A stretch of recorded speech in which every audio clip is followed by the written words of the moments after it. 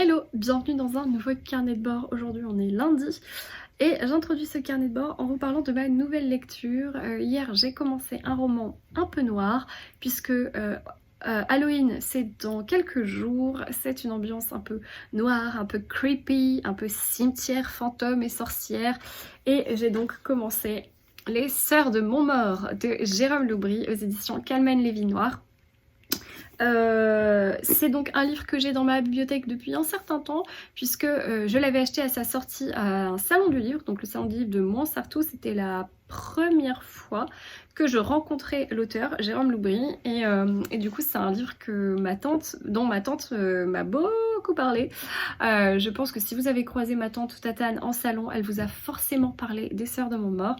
Il était temps que je m'y mette et c'est la lecture parfaite pour l'ambiance du moment, un peu creepy, un peu sombre. J'en suis à la page 123, donc j'ai lu 123 pages hier. Et je me régale. Il y a plusieurs styles d'écriture dans ce roman. Il y a un style journalistique, il y a un style un peu blog, enfin il y a plein de styles. Il y a des passés-présents, donc... c'est un peu... c'est vraiment bien fait, j'aime bien, c'est très dynamique. On va suivre un personnage principal qui est un nouveau flic dans la ville de Montmort. Mais au tout début du roman, on suit notamment une journaliste qui va découvrir le secret de Montmort. Et donc du coup, voilà, on suit plusieurs personnages, on suit le blog de Sibylle, on suit plein de choses. Et dans Montmort, qui est une ville un peu particulière, eh bien, il se passe des choses très particulières. Mais surtout, c'est que Montmort a une histoire très particulière puisque... elle possède ce nom parce que le mont Mort, c'est la montagne des morts, puisqu'il y avait une montagne en haut de laquelle on jetait les personnes qui faisaient un peu de sorcellerie. Et de par la suite, on a aussi jeté des gens qu'on n'aimait pas trop. Donc voilà, c'était un peu la fosse aux gens pas cool. Mais voilà, on a cette histoire de la ville qui est un peu terrifiante. On a un cimetière un peu glauque avec des fantômes. On a un nouveau flic qui débarque et qui comprend pas trop le fonctionnement de cette ville. Et en même temps, au tout début, on sait qu'il s'est passé quelque chose de terrifiant parce que on va avoir une journaliste qui va revenir sur l'histoire de Montmort et comprendre ce qui s'est passé. Voilà, donc pour l'instant, j'en suis là. J'ai hâte d'y retourner, c'est horrible de dire ça, mais j'ai hâte d'y retourner. J'ai hâte de savoir quel frisson va nous donner Jérôme Loubry. Et je vous en reparlerai forcément plus tard dans ce carnet de bord. Voilà, c'est tout ce que je voulais vous dire. Je vais finir ma petite tisane que je me suis faite tout à l'heure pour terminer cette journée. Je vais probablement aller me prendre un bain et avancer mon livre parce que maintenant j'ai terminé ma journée et j'ai un peu froid. Ça y est, on est vraiment dans l'automne ici et bon, ça fait plaisir aussi, donc je vais pas me plaindre. Bref, je vous laisse et je vous dis à plus.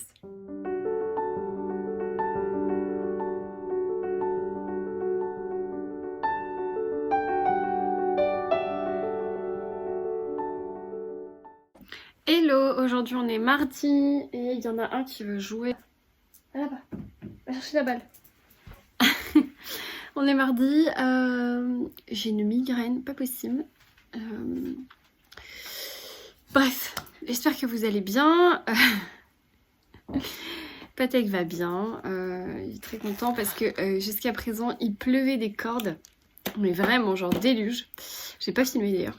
Et là ça s'est éclairci. Donc je pense qu'on va aller marcher un peu avec le chien. J'ai un truc à poster aussi. Donc ça tombe bien, on va pouvoir faire les deux en même temps. Bref, je viens vous parler un petit peu de ma lecture qui est Les Sœurs de Montmort de Jérôme Loubry. Du coup je suis quasiment à la moitié. Enfin, pas vraiment en fait. Il me manque encore un peu. Mais j'aime vraiment toujours autant. Du coup je suis quasiment à la page 200. Et j'aime vraiment bien. Le mystère est encore plus présent, on a vraiment hâte d'y s'y remettre. Enfin voilà, j'ai trop envie de l'avancer et j'ai trop envie de lire plutôt que de travailler. Ça m'arrive déjà tout le temps, mais j'avoue que quand c'est un bon polar comme ça, c'est encore plus, on a encore plus envie d'y retourner. Donc voilà, j'ai très hâte de le terminer parce que aussi j'ai une nouvelle lecture commune qui a commencé aujourd'hui et je suis à la bourre comme d'hab. La lecture commune, c'est celui-ci, c'est Rendez-vous à Positano de Goyarda Sapienza que je lis avec Floriane, Prolégamé littéraire. Et bon, j'ai lu quelques pages déjà, je suis page 12. C'était juste histoire de me mettre dans l'ambiance. Après, il est pas très long, il fait 220 pages. pile poil. Il est pas très long, mais c'est vrai que c'est un peu plus dense parce que c'est plus un récit que vraiment, il n'y a pas vraiment de dialogue, etc. Ça fait partie de la vie romancée de Goiarda Sapienza, de l'autrice quand elle a vécu une période de sa vie à Positano. Et donc voilà, donc ça raconte son histoire. Goiarda Sapienza, c'est celle qui a écrit L'art de la joie. Voilà, je devais déjà le lire au début du mois avec Floriane, mais on a repoussé et du coup maintenant c'est maintenant. Voilà, elle a bien avancé, bien commencé. Moi je voulais le lire ce soir. Mais il faut d'abord que je finisse le Jérôme Loubry, c'est mieux. Mais je pense que voilà, je picorerai encore un petit chapitre pour histoire de me mettre dans l'ambiance. Mais j'ai vraiment envie de finir celui-ci avant. Et surtout, c'est que dans 2 jours, je pars à Paris puis à Bruxelles. Et du coup, j'ai envie de prendre celui-là dans le train et à Bruxelles. Et ensuite, je dois prendre une lecture commune que j'ai avec Flo. Donc voilà, j'ai pas envie de prendre un grand format. Et à Bruxelles, je compte acheter quelques livres. Je vais essayer j'ai vraiment essayé d'être raisonnable parce que j'en ai reçu beaucoup ces derniers temps et vraiment j'ai pas besoin d'acheter 50 000 livres. C'est vraiment plus pour faire un week-end avec les copines que pour acheter des livres. Mais voilà, du coup je sais que j'aurai des lectures avec moi pour la suite. Bref, je viens de revenir de la boîte aux lettres avec des petits courriers et cartes. Ma maman qui m'a envoyé une carte des Landes. Voilà, j'ai reçu un petit paquet de chez Pocket, donc je vais commencer par ça. Et ensuite j'ai reçu un gros paquet qui est du thé. Alors, l'enterrement de Serge.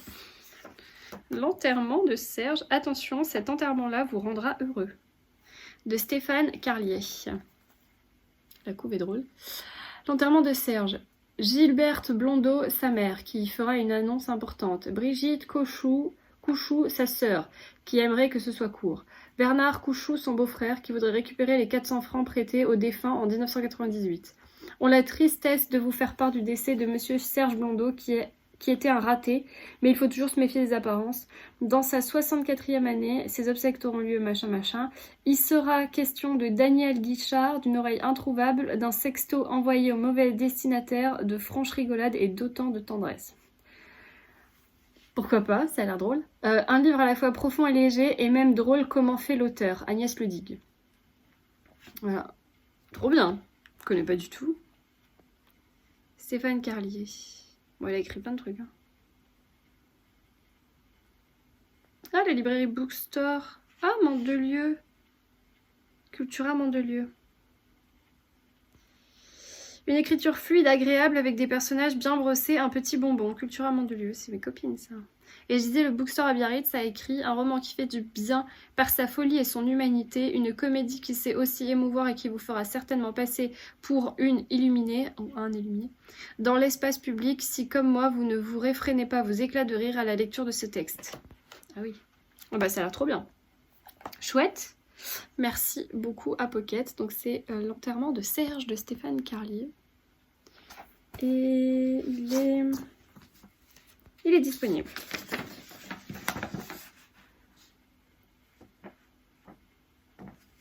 Voilà, donc trop bien. Merci beaucoup Pocket. J'avoue que ça c'est un peu de drôleresque. Ça fait pas de mal en vue de notre actualité. Hein, voilà, on peut dire qu'on a bien besoin de légèreté. Je prends les ciseaux parce que j'ai reçu un gros paquet qui me vient de la compagnie du thé. J'avais déjà collaboré avec eux, Compagnie & Co. Et j'avais adoré leur thé. Donc, quand ils m'ont dit ah, est-ce que tu veux recevoir des nouveautés? Bah oui, pourquoi pas. Du coup, c'est vrai que j'ai reçu du coup 2 entreprises de thé cette semaine. Désolée pour le bruit. J'ai déballé hier avec vous, du coup, Gossin. C'est ça, hein, la marque. Gauquelin, pardon. Gauquelin. Je l'ai encore là sur la table, je voulais faire des petites photos. Et du coup, là, c'est Compagnie & Co. Ah, ils ont bien emballé. Oula. Ah, mais c'est... Ah oui, d'accord. C'est leur nouveau thé. Quel jeu de mots. C'est leur nouveau thé en mode thé de Noël. Du coup, ouais, ils m'en ont fait sélectionner 2 et il y en avait... C'était 2 qui me tentaient vachement. C'est moi qui avais demandé si je pouvais en goûter 2. Ouais, il y a un thé de Noël et un thé des neiges. Le packaging est classe. Hop. Ça sent déjà ultra bon. Ça sent le bonbon. Alors, du coup, tac, c'est un coffret 2 boîtes avec un thé de Noël et un thé des neiges. Le packaging est classe quand même, vous admettrez. Alors, le thé de Noël, c'est avec quoi dedans? Oh, j'ai pas envie de défaire ça, mais bon. Ah, mais c'est accroché. Ah oui, c'est des sets qui sont vraiment accrochés. Bon, alors, je vais prendre une petite photo après. Là-dedans, il y a quoi? Ça sent bon. Comment on fait pour voir? Ah non, le packaging, c'est le même, en fait. C'est à l'intérieur qu'il faut voir les goûts. Bon, bah, je serai obligée d'ouvrir. Et comment ça s'ouvre? Ah, comme ça. D'accord.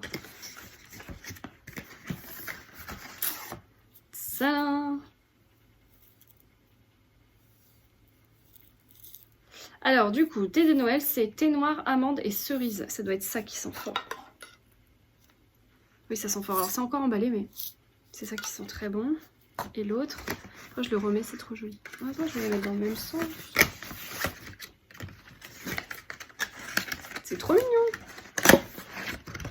Ça y est, on est en mode Christmas. Thé des neiges, c'est thé vert, thé blanc. Gourmandise de thé vert, thé blanc. Ah non, c'est ça qui sent bon. Oh là là. Je sais pas ce qu'il y a là-dedans, mais qu'est-ce que ça sent bon. Alors, thé des neiges est un mélange délicat de thé vert et de thé blanc aux arômes fruités et gourmands parsemés de pétales blancs qui rappellent la beauté des sommets enneigés.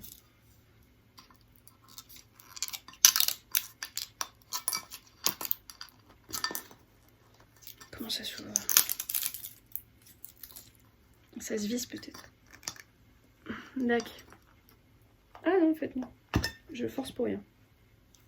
Oh là là là là là. Oh là là là là, ça sent très très très bon ça. Oh là là, je vais de ce pas allumer la bouilloire. Tac. Bon, bah, je suis trop contente. Je vais juste les remballer pour faire une jolie photo, mais je vais aller faire chauffer l'eau. Parce que franchement, ça sent trop trop bon et j'ai très envie d'un thé. Et puis comme j'ai mal à la tête, là j'ai envie de me poser. Donc merci beaucoup à la compagnie Co. Trop classe. Je vous mets leur site en barre d'infos si vous voulez trouver aussi des petites beautés comme ça. Parce que franchement, ça peut être vraiment classe à offrir à Noël. Vous avez le coffret 2 boîtes. Moi, c'est les 2 que je choisis. Mais il y a d'autres goûts, hein, bien sûr. Voilà, vous pouvez l'emballer facilement. Et l'offrir à Noël, ça peut être une super idée. Voilà. Et puis Pocket. Merci. Voilà, c'est tout ce que j'avais à vous dire pour aujourd'hui. Je vous laisse, je vais aller me faire un thé. Et je vous dis à plus.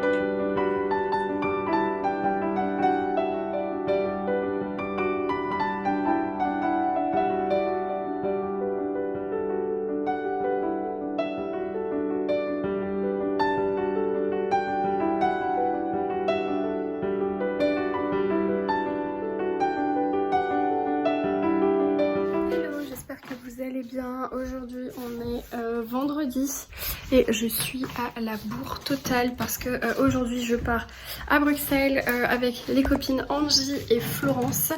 Je vous pose et vous allez pas voir.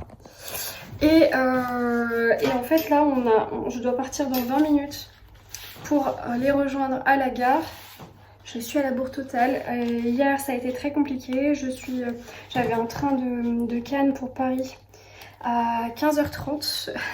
Il est arrivé avec 3h30 de retard, donc je suis partie, au lieu de partir à 15h30, je suis partie à 19h pour arriver à Paris à minuit. Le temps d'arriver à mon appartement, il était 1h20, le temps de me démaquiller, de m'endormir, etc. Je me suis couchée à 2h, levée à 7h, matinée de la mort qui tue niveau boulot. Et du coup, bah là maintenant je suis à la bourre. Je sors de la douche, je viens de me sécher les cheveux. Et là en fait, j'ai royalement 5 minutes pour me maquiller. Donc je fais une pierre de coups et je vous parle en même temps. Donc du coup dans le train, alors pendant les 3 heures d'attente, je vous avoue que je suis allée dans un café dans Cannes et j'ai été travailler parce qu'en fait j'avais du boulot, j'avais pas mal de trucs à faire. Donc j'ai profité des branchements, des prises électriques et tout ça, tout ce qu'il y a dans un café pour travailler. Et puis ensuite dans le train, j'ai lu presque en entier parce qu'il me reste 20 pages. J'ai lu le Goyarda Sapienza, donc Rendez-vous à Positano, que je lisais en lecture commune avec Floriane pour les gamets littéraires. Et j'ai vraiment beaucoup aimé. Alors, ça ne surpassera pas L'Art de la joie, que j'avais vraiment adoré, qui est bien plus complexe, bien plus travaillé, qui est très introspectif et plus aventurier. Là, en fait, dans cette histoire, on va suivre donc Goyarda, qui mêle à la fois une partie de sa vie. Elle parle à la première personne et le personnage donc se nomme Goyarda, donc c'est vraiment ses souvenirs à elle, mais qui ont été romancés puisqu'elle y a intégré de nombreux dialogues, des descriptions, des choses comme ça. Donc ça mêle les deux et c'est assez intéressant, c'est très bien fait. Donc, du coup, Goyarda Sapienza, dans les années 45, se rend à Positano pour son travail, puisqu'elle est dans le cinéma, elle doit repérer des lieux pour un tournage. Elle se rend vite compte que Positano est une île idyllique, enfin un endroit idyllique, et que ça ne correspond pas du tout au scénario un peu torturé que le metteur en scène a en tête. Sauf qu'elle y fait la rencontre d'une personne qui s'appelle Erika, et elle tombe clairement sous le charme de cette femme. Alors c'est pas de l'amour, c'est pas de l'amitié non plus, c'est une espèce d'alchimie entre ces deux femmes. Presque comme des sœurs, et les deux sont très timides et pourtant elles ont toutes les deux cette alchimie là qui les rassemble, et donc on va suivre au fil des années parce que elles se voient une première fois, puis ensuite Goyarda repart, etc. Erika repart aussi. Elles se voient plusieurs fois, dans les années s'étirent et chacune à chaque fois retrouve ce petit moment, ce petit paradis qu'elles avaient entre elles, et cette complicité. Donc en fait c'est l'histoire de cette amitié-là dans le décor de Positano des années 50 à peu près, qui est encore très sauvage, qui est encore très cancan de village, tout le monde se connaît, tout le monde connaît l'histoire de tout le monde sait où tu vas le matin, où tu dors, où tu manges, enfin voilà, la vie est rythmée par les cancans et en même temps, il y a ici une très très forte solidarité entre les personnages du village, etc. Et donc voilà, c'est cette histoire-là. Après, bien sûr, ces deux femmes racontent leurs histoires personnelles. Enfin, il y a bien plus de complexité que ça. Mais grosso modo, c'est le résumé de ce roman. Alors, je dirais que c'est pas un roman facile à lire parce qu'il y a beaucoup de monologues et de descriptions. Il y a beaucoup de personnages aussi, et Goyarda, malheureusement, elle parle comme si nous connaissions tous ses proches. Donc du coup, parfois, elle nous nomme quelqu'un, mais en fait, on se rend compte, genre 10 pages plus loin, qui est cette personne. Donc, parce que dans le contexte, on n'avait pas compris qui c'était, parce qu'elle ne dit pas Roberto, c'est le cuisinier de la famille, machin chouette. En fait, elle nous dit Roberto, il allait bien, il était comme ci, et puis on a discuté de ça. D'accord, mais c'est qui ce mec? Donc du coup, c'était un peu au début confus pour moi. Mais comme j'ai lu le livre quasiment d'une traite, puisqu'il fait 220 pages, et j'ai lu donc 200 pages dans le train, et bien en fait ça a été parce que j'ai pu suivre un petit peu. Malheureusement je ne connais pas la fin, et je ne la connaîtrai que la semaine prochaine, puisque là dans le train je vais prendre autre chose. J'ai une lecture commune avec Flow & Books, qui est Daphné du Maurier. Voilà. Je suis à la bourre, les filles arrêtent pas de m'écrire. Je vous laisse, je vous retrouve dans le train plus tard, et je suis navrée pour ce speed, résumé speed. En même temps, dans le décor pas ouf, vous voyez le plafond et l'ampoule nue du plafond pendant que je me maquille. Je suis désolée, mais après sinon le temps passe et j'ai vraiment envie de filmer Bruxelles au mieux. Donc je vous laisse ici et je vous retrouve plus tard en Belgique.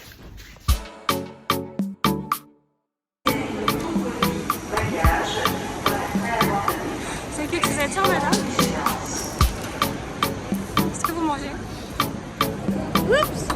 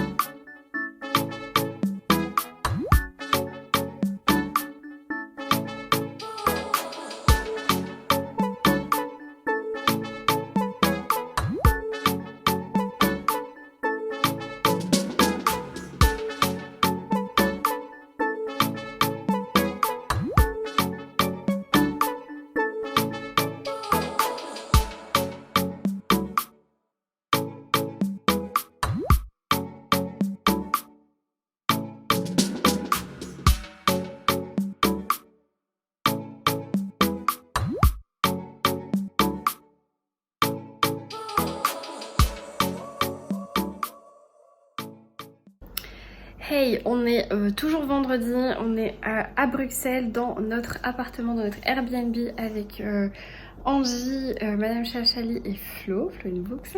Et nous sommes revenus d'une petite soirée badrouillage dans la ville de Bruxelles que je ne connaissais pas du tout, donc ça a été une très bonne découverte pour moi.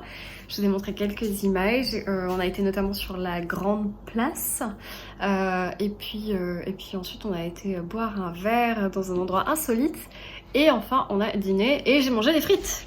Voilà. Autrement, on est de retour donc à l'appartement pour une petite soirée cocooning, tisane et lecture au programme, tout ce qu'on aime. Et voilà, donc c'était juste pour conclure cette première journée de week-end à Bruxelles. Et demain, salon du livre avec Iris Noir.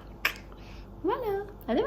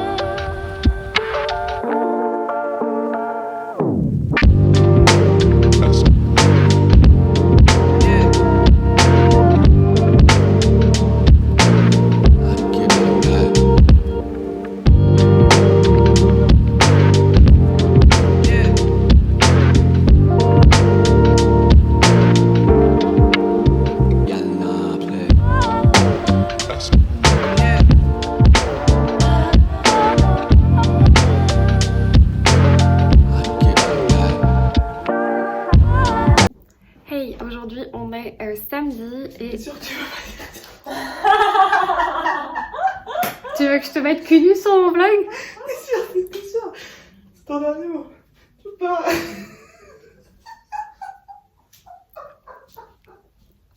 Note à moi-même, ne plus partir en week-end avec des gens comme ça.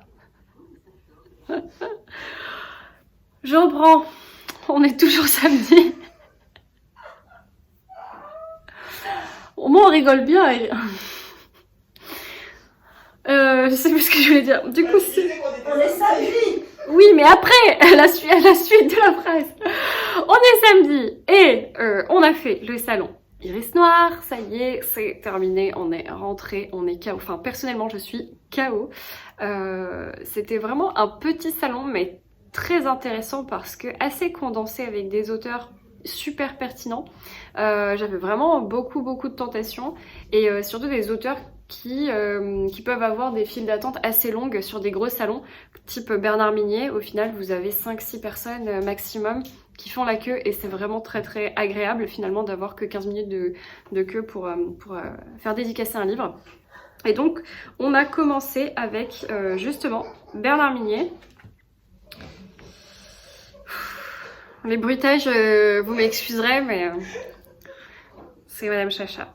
Donc on a pris Glacé avec Florence Books, le tome 1 du coup de son inspecteur, commandant Servaise, puisque on a lu cet été. Quand est-ce qu'on a lu Flo, Lucia cet été? Enfin, ah non, on l'a lu en décalé. Je crois qu'on l'a lu en décalé. Oui, non, je l'ai lu avant cet été. Voilà. Tu l'as écouté Moi je l'ai écouté, ouais, sur Nextory, c'était vraiment bien. Alors par contre, Bernard Minier, quand il fait des dédicaces, il écrase la couverture. Donc j'ai la couverture qui est défoncée déjà.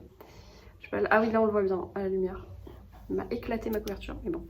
Voilà, donc on va lire ça avec Flo. J'ai quasiment pris que des lectures communes, j'ai pris aucune lecture toute seule en fait.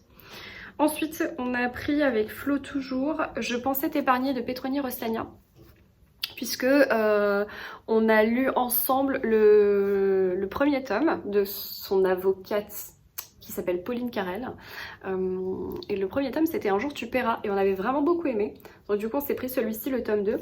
D'autant que Petroni, aujourd'hui, a reçu le prix. Elle a pris le prix Iris Noir. Le grand prix. Ouais. Le Grand Prix Iris Noir. Donc c'était super cool. En plus, du coup, j'ai filmé quelques images d'avoir cette remise de prix. Donc il y avait aussi Mathieu Le Serre qui a reçu le prix découverte. Le prix découverte, heureusement qu'il y en a une qui suit d'abord. Le prix découverte et le grand prix était pour Petroni Rostagna. C'était super mignon, enfin ils avaient l'air très contents et tout, c'était cool. Donc on a pris celui-ci. J'ai pris avec Angie un Christelle Duchamp, Le sang des Belasco, que j'avais failli acheter quand on était à Lyon au quai du Polar puisque Flo me l'avait très chaudement recommandé. J'en avais pris un autre que Magda m'avait très chaleureusement recommandé. J'avais hésité entre les deux et du coup comme je l'ai lu et adoré, c'était L'art du meurtre. Ça mêlait l'art et les crimes mis en scène comme des œuvres d'art, c'était assez dingue. Et du coup là dans Le sang des Belasco, c'est une histoire de famille je crois qui s'entretue ou un délire comme ça. Mais en tout cas on va lire ça avec Madame Chacha.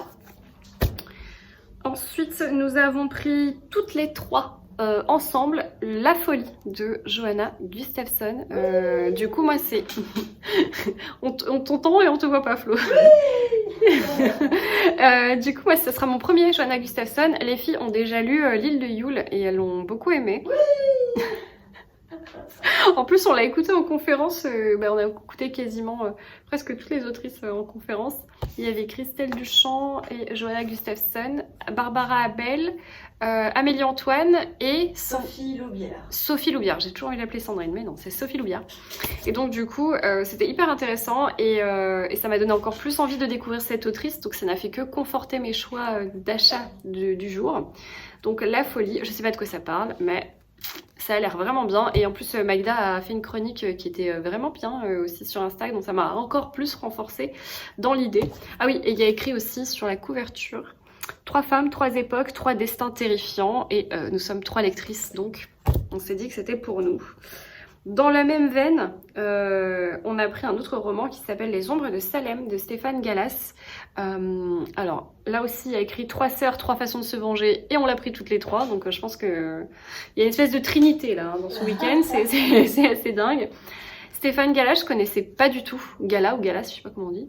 Je connaissais pas du tout.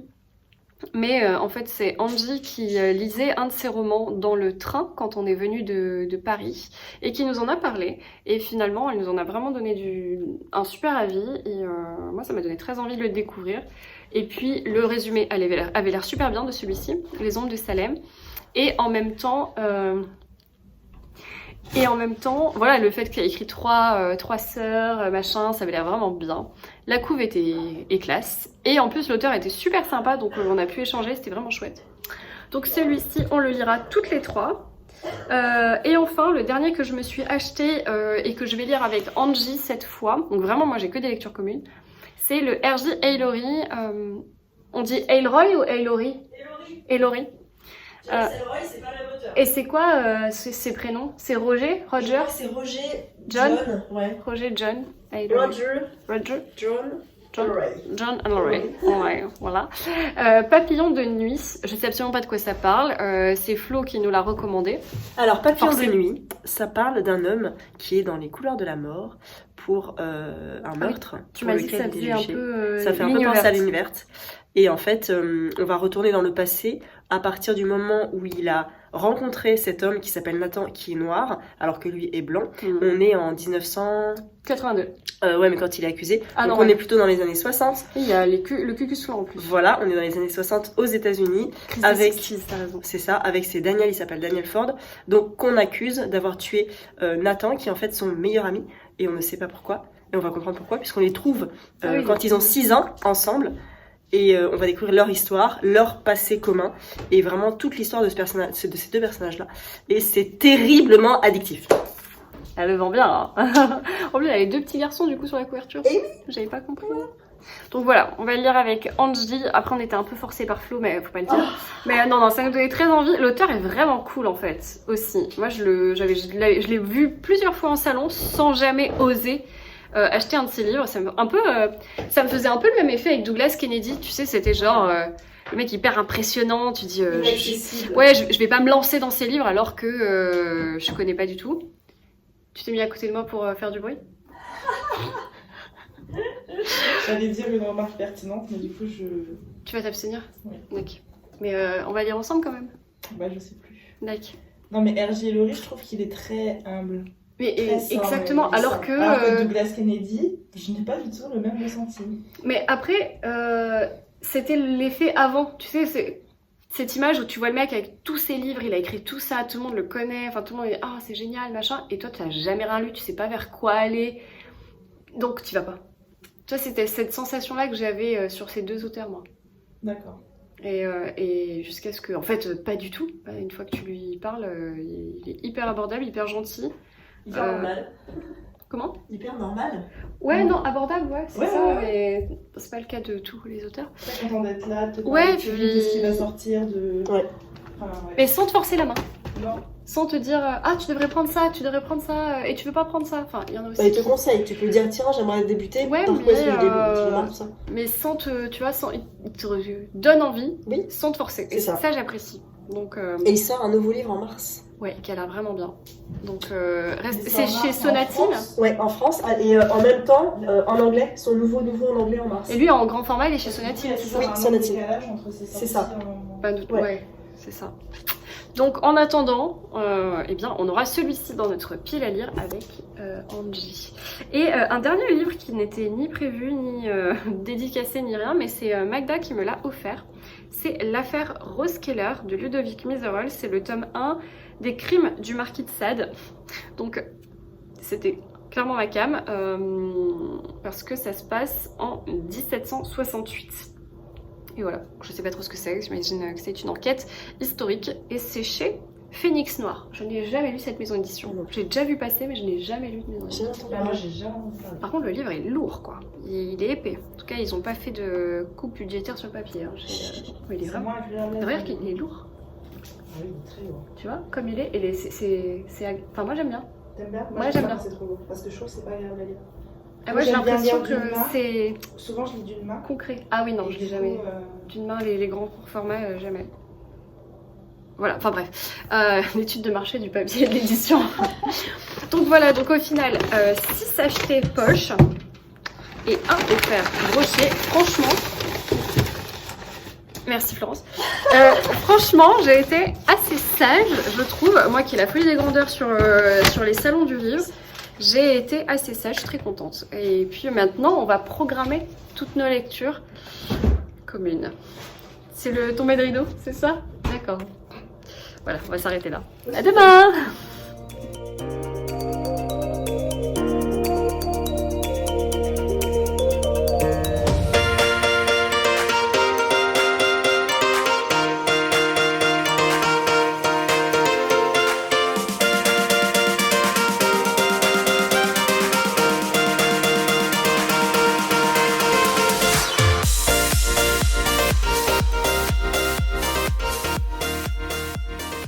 Hey, aujourd'hui on est dimanche soir, c'est la fin de journée, je te trouve. C'est la fin de journée, je suis dans mon appartement parisien comme vous le voyez. J'ai mis mon t-shirt des copines de Janer que j'adore. Je suis présentement en train de me faire un petit goûter lecture et je voudrais vous résumer un petit peu notre week-end à Bruxelles. Puisque j'ai pris quelques images mais j'ai pas filmé aujourd'hui parce que déjà j'étais assez fatiguée. Enfin c'est pas vraiment fatiguée mais disons que voilà, je vais pas grand chose à dire. On était beaucoup dans les transports puisque on a quitté Bruxelles ce matin vers les 11h, etc. On est allé à la gare et puis j'avais un train à 13h pour Paris. Après Paris j'avais le tram, enfin le métro et tout ça. Bref, et donc du coup, au niveau lecture, je suis en train de lire, puisque je pense que je vous en ai pas parlé, je suis en train de lire La maison sur le rivage de Daphné du Maurier, la version de chez Livre de Poche, que je lis en lecture commune avec Flow & Books, pour le non-Victober. Non, en fait non, j'allais dire pour le Victober, mais pour le rien du tout. On a juste eu envie de lire ce livre avec Flo. Donc du coup, je suis actuellement à la page 112. Sur 400 et quelques. Voilà, donc je suis en train de lire ça et c'est ce qui va me suivre pendant le début de la semaine prochaine, je pense, au moins le début. Et puis, donc dans cette histoire, on va suivre un homme qui teste une nouvelle drogue et qui va se retrouver dans le passé, près de 600 ans en arrière. Non, pas 600 ans. Ouais, c'est ça, un truc dans le genre. Enfin bref, il se retrouve au Moyen-Âge. Oui, c'est ça. Il se retrouve au Moyen-Âge. Et en fait, il est le fantôme. Enfin, il est un fantôme, puisque lui, il se retrouve dans ce passé-là. Il peut voir tous les gens, le décor, les entendre, les écouter, etc. Mais les autres ne le voient pas. Donc lui, c'est vraiment le fantôme. Et en fait, il fait des allers-retours comme ça dans le passé et le présent. Et dès qu'il touche quelque chose, un être humain ou un être vivant ou autre, il revient dans le présent. Et avec son meilleur ami Magnus, qui est le scientifique à l'initiative de cette nouvelle drogue puissante, il débriefe en fait sur ce qu'il voit dans le passé. Sauf que du coup, ça obsède notre personnage principal. J'ai plus son nom, je pense qu'on l'a même pas nommé. J'ai plus son nom. Et en fait, ce personnage principal, ça l'obsède. Et du coup, quand il est dans les moments du présent, il ne fait que penser aux moments du passé et il va faire des recherches sur les familles, sur les gens qui croisent dans le passé. Puis il a aussi sa vie personnelle avec sa femme, ses enfants et tout. Donc du coup, on suit cette double histoire, l'histoire du passé, puisqu'on suit des personnages au XIIIe siècle, ou au XIIIe ou au XIVe siècle, et en même temps, on suit donc Magnus et notre narrateur, qui sont eux en 1960, un truc comme ça. Donc c'est rigolo cette double temporalité. Pour l'instant, j'aime bien cette construction et je me prends au jeu du passé-présent. Ça me fait un peu penser aussi à Stephen King quand dans 63, notre personnage principal retombe dans le passé aussi comme ça. Il fait des allers-retours dans le passé et dans le présent. Ça fait un peu penser à ça. Donc j'aime bien. Donc on verra la suite. C'est très différent de Rebecca pour l'instant. Le seul autre Daphné du Maurier que j'ai lu à ce jour. Voilà, ça c'est concernant ma lecture. Ensuite, concernant notre week-end à Bruxelles, c'était juste trop bien. Donc pour moi, c'était une première à Bruxelles. J'avais jamais été en Belgique de ma vie. Je voyais, j'ai partout dans le monde et j'avais jamais été en Belgique. Et du coup, c'était une très jolie ville. Je suis très contente d'avoir visité la Grand Place, d'avoir mangé des gaufres et des frites et des trucs bien clichés. Mais c'était très cool, ça. J'ai vraiment beaucoup aimé pour ce qui est de la Belgique. Et puis ensuite, pour le salon. C'est un tout petit salon en fait, Iris Noir. Ça tient dans un hall, il doit y avoir, je sais pas, 40 auteurs maximum. Une mini salle de conférence, mais c'est très chaleureux, c'est très bonne ambiance. Il y a de très bons auteurs polars qui sont là. Il y a voilà, vraiment en fait un choix d'auteurs, une sélection pardon d'auteurs qui est vraiment pertinente. Comme vous le savez, je vous l'ai montré hier, donc j'ai acheté 6 livres. Et dans ces 6 livres, je suis contente parce que je vais découvrir des nouvelles plumes. Donc je vais découvrir R.J. Ellory que je n'avais jamais lu, que je n'ai encore jamais lu. Je vais découvrir Stéphane Gallas, que je n'ai jamais lu. Johanna Gustafsson, que je n'ai jamais lu. Et c'est tout. Non, après j'ai pris quoi? Christelle Duchamp, j'ai déjà lu. Bernard Minier, j'ai déjà lu. Et il m'en manque un. Ah oui, Petroni Rostagna, que j'ai déjà lu, voilà. Donc c'est équilibré, voilà. 3 auteurs que je découvre et 3 auteurs que j'ai déjà lus. Mais bref, voilà, c'était encore trop bien. On était donc avec Flo et Angie. On avait loué un petit Airbnb, pas très loin du salon, et c'était bien parce qu'on était à 15 minutes de la grande place, donc c'était quand même un peu près de tout finalement. Vous m'avez beaucoup demandé pourquoi on n'avait pas Magda en fait avec nous dans ce week-end du gang. Alors Magda était aussi au salon, mais elle est venue en famille, donc du coup elle est restée avec sa famille, ce qui est complètement normal. Et nous on est restés toutes les 3 ensemble et on a bien rigolé avec Angie et Flo comme d'hab. Voilà, donc moi c'est un de mes derniers salons avec les filles avant très longtemps, puisque je pense que la prochaine fois que je les revois, ça sera au Quai du Polar à Lyon. Non, pas avant le mois d'avril. Ça me peine un peu, mais ma vie professionnelle et personnelle font que je pense que je ne pourrai pas en faire d'autres avec elles avant. Voilà. Bon, c'est tout ce que j'avais à vous dire. Je pense que je peux conclure le carnet de bord ici, puisqu'on est dimanche soir. Donc je vais m'arrêter là. Et j'espère que ce carnet de bord vous aura plu, que vous avez pu noter quelques lectures, que vous avez eu des inspirations polars, des inspirations noires avec ce salon et ces rencontres. Et puis, moi, je vous souhaite un très bon week-end, une très belle semaine de très bonne lecture. Et je vous dis ciao!